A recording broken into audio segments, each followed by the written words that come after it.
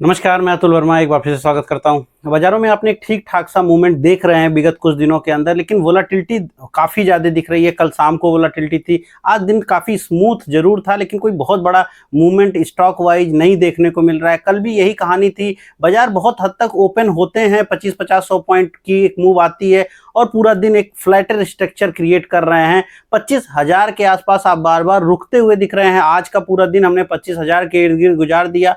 कल का दिन भी हमने एक बार 25,000 के आसपास ट्राई किया जरूर था, लेकिन वो निकला नहीं और फिर वापस से हम कंसोलिडेट ही कर रहे हैं। तो पिछले 2 दिनों की कहानी कहीं ना कहीं भारतीय बाजारों में पूरी तरह से कंसोलिडेशन का है। कोई बड़ा मूवमेंट किसी आइदर साइड देखने को नहीं मिल रहा है।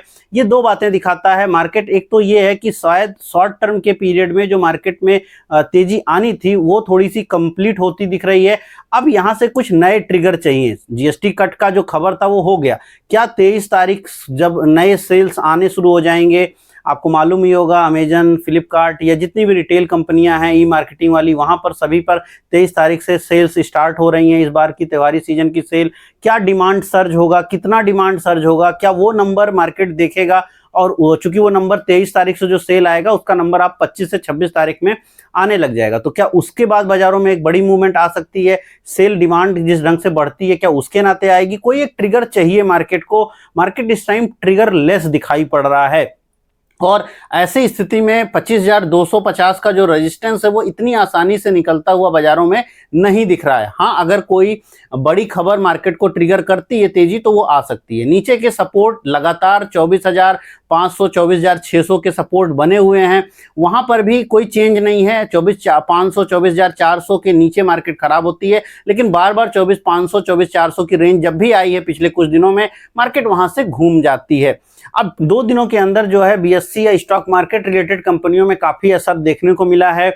उसका कारण यह है कि कल यानी 12 तारीख को कंसल्टेशन पेपर आएगा। कंसल्टेशन पेपर आने की खबर जो है 8 तारीख को आ गई थी और वहां से ये खबर चल रही थी, लगातार चल रही थी, लेकिन ये कंफर्म नहीं था कि उस कंसल्टेशन पेपर में क्या क्या आएगा और अभी भी कंफर्म नहीं है। अलग अलग स्पेकुलेशंस चल रहे हैं। मैं अगर आपको 2 एग्जांपल दिखाऊं साफ साफ, एक है सीएनबीसी का। उनका मानना यह है कि जो कंसल्टेशन पेपर आएगा उसमें जो है रिटेल पार्टिसिपेशन को एफएनओ में और कर्व किया जाए और उसको कम किए जाने की बात है।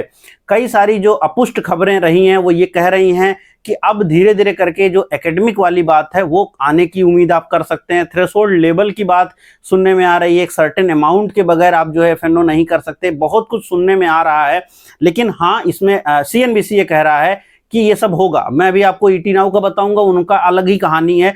तो एकदम से मार्केट में जो बज है वो एकदम से अजीब सी है कि अलग अलग खबरें अलग अलग मीडिया में चल रही हैं। मैं अभी सीएनबीसी का बता रहा हूं।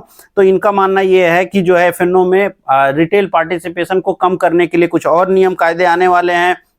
इनका मानना ये है कि जो आपकी एक्सपायरीज हैं वो वीकली को रिमूव किया जाने वाला है। पहले से भी चल रहा है कि वीकली को रिमूव किया जाएगा। उसका कंसल्टेशन पेपर शायद 12 तारीख को आ जाएगा। जी ने आज खबर ब्रेक करी है कि जो 12 तारीख को है उस दिन ये कंसल्टेशन पेपर नहीं आएगा, अगले 15 से 20 दिन के अंदर वो कंसल्टेशन पेपर आएगा। 12 को कुछ दूसरी चीजों पे बात होगी, तो आईपीओ को लेकर के या जो एफआईआईज के नॉर्म्स हैं उनको लेकर चर्चा होनी है। कई सारी कंफ्यूजन चल रही है। इसके बाद जो यहाँ पे तीसरी चीज है कि माना यह जा रहा है कि जो आपका लॉन्ग टर्म डेरिवेटिव की बात है, यानी 1 साल तक के जो डेरिवेटिव हैं उनकी लिक्विडिटी बढ़ाने के लिए या उनमें और कुछ करने की बात हो सकती है। स्टॉक्स में भी शायद आपको लॉन्ग टर्म डेरिवेटिव देखने को मिले, अमेरिका की तरह से देखने को यहाँ भी मिल सकता है, जिसको आप वहाँ पे लीप बोला जाता है, उस तरह की यहाँ पर कुछ चीजें देखने को मिल सकती हैं। साथ में मुद्दा यहाँ पर यह भी चल रहा है कि जो आपकी एक्सपायरी है, अभी जैसे मंगलवार को एक्सपायरी होती है और बृहस्पतिवार को होती है, वो ना होकर के जो पहले हुआ करता था कि हर एक एक्सपायरी एक ही डेट को, चाहे बृहस्पति पकड़ लो या मंगल, तो उस डेट को सारे ही बाजारों का एक्सपायरी यानी सारे ही इंडिसेस का स्टॉक का एक्सपायरी होगा, मंथली एक्सपायरी ही रह जाएगी, यानी पुराने धर्रे पे हम जाना चाहते हैं। तो अभी यहाँ पे कई कंफ्यूजन चल रही है कि एक्चुअली क्या होगा। अब अगर हम लोग इसी खबर को थोड़ा और समझें, यानी इसी चीज के बारे में दूसरा सोर्स बेस्ड खबर, ईटी नाउ, दोनों सेम काम करते हैं, सेम चैनल हैं, सेम टाइम की चीजें हैं। इनका मानना है कि जो होगा आपका यहाँ पे जो 12 सितंबर की जो बोर्ड बैठक होगी, यहाँ पर कोई वीकली एक्सपायरी को लेकर के कोई इशू नहीं है। लॉन्ग टर्म कॉन्ट्रैक्ट पर भी कोई बात नहीं होगी।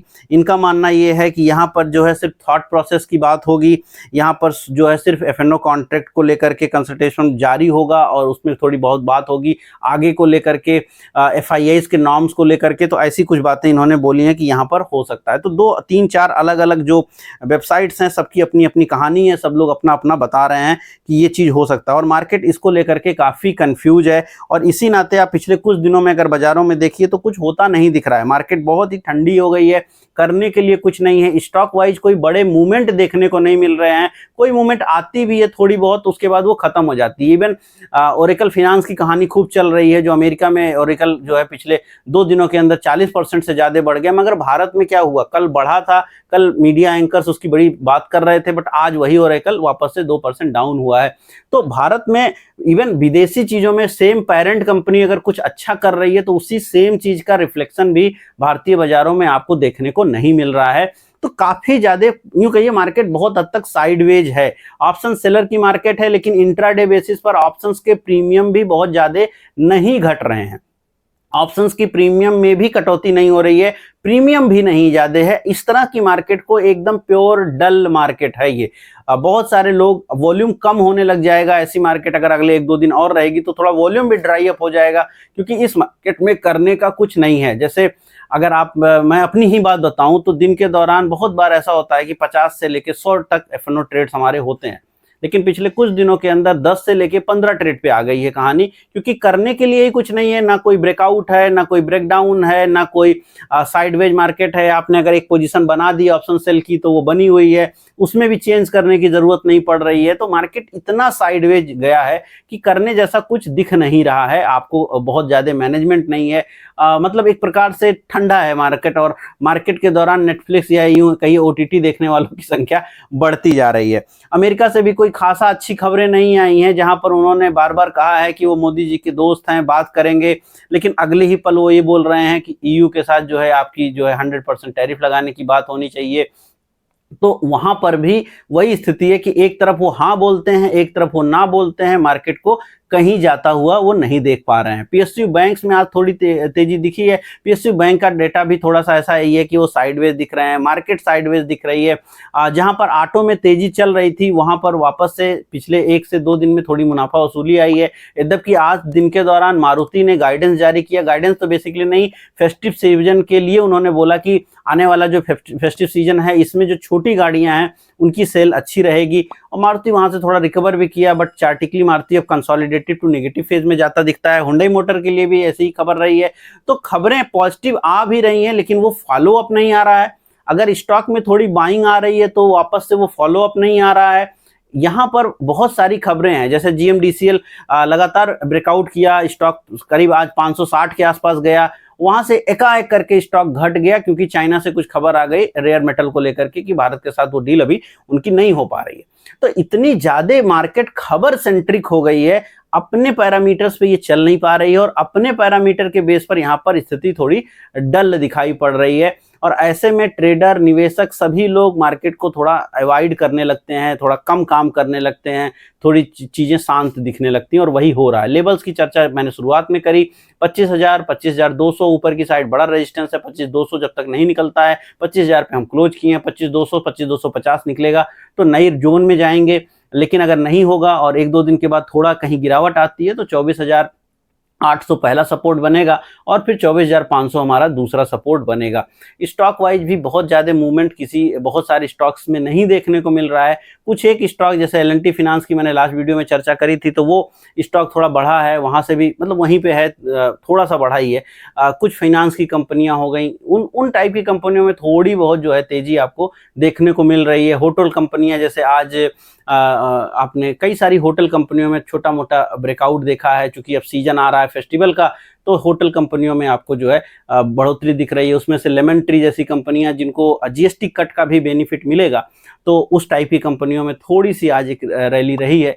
लेकिन ऐसी रैली बहुत ही छोटी रैली है, और इस टाइप की रैली को लेकर के आपको अगले 10 दिन, 15 दिन, 20 दिन का समय देना पड़ेगा, तब जाके उसमें आपको एक ठीक ठाक सा पैसा बनता है। अदरवाइज ऐसी रैलीज में हो ये रहा है कि अगर वो 2 रुपये ऊपर जाएगा, फिर वापस से 2 रुपये नीचे आएगा, कंसोलिडेट करेगा, फिर किसी दिन वो 1-2% ऊपर जाएगा, फिर ठंडा रहेगा, मतलब धीमा, बहुत स्लो करके वो स्टॉक ऊपर जाते हुए दिख रहे हैं। जहां पे ब्रेकआउट चल रहा है वहां पर भी मामला बड़ा स्लोइश चल रहा है, बट हाँ, लेमन ट्री जैसे स्टॉक में थोड़ा ब्रेकआउट है, क्योंकि सीजन भी उनका आ रहा है, तो उनके लिए बेनिफिट हो सकता है। उम्मीद कर रहा हूँ वीडियो पसंद आई होगी। पसंद आई तो लाइक कीजिएगा, शेयर कीजिएगा, कमेंट कीजिएगा। मैं मिलूंगा कल नए वीडियो में। इस